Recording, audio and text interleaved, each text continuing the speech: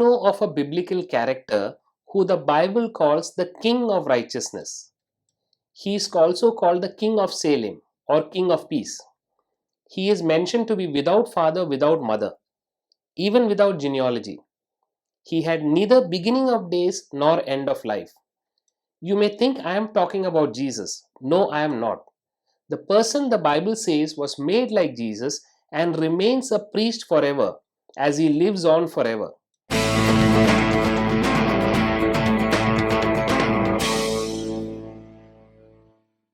The first reference of this person can be found in Genesis chapter 14, when Abraham goes with his small army to rescue his nephew Lot and his family who were taken captives.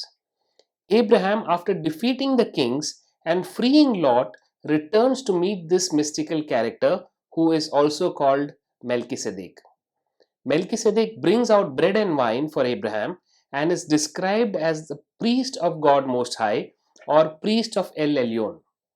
In fact, he is the only unique character in the Old Testament who held two offices at one time, the office of a priest and the office of a king.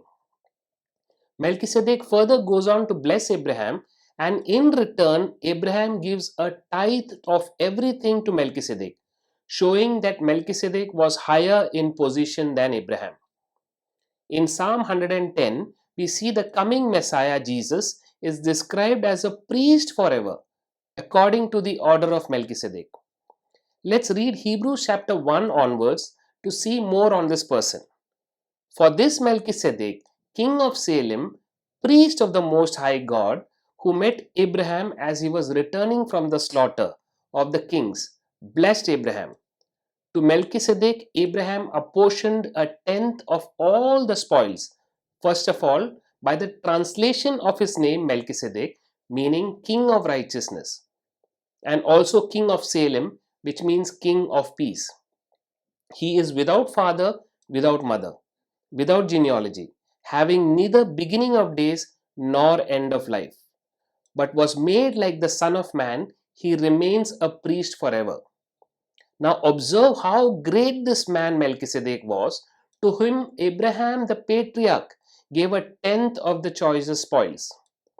Melchizedek blessed Abraham who had the promises, and it says without dispute the lesser person is blessed by the greater. In this case, mortal men receive tithes, but in that case, one receives tithes, that's Melchizedek, of whom it is witnessed that he lives on, or in other words, Melchizedek lives on forever.